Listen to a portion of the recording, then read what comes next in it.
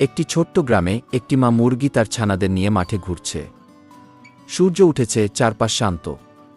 পাখিরা ডাকছে, শিশিরে ভেজা ঘাসে ছানারা খেলে বেড়াচ্ছে। মা মুরগির চোখে শান্তি, কারণ তার সন্তানরা নিরাপদে আছে।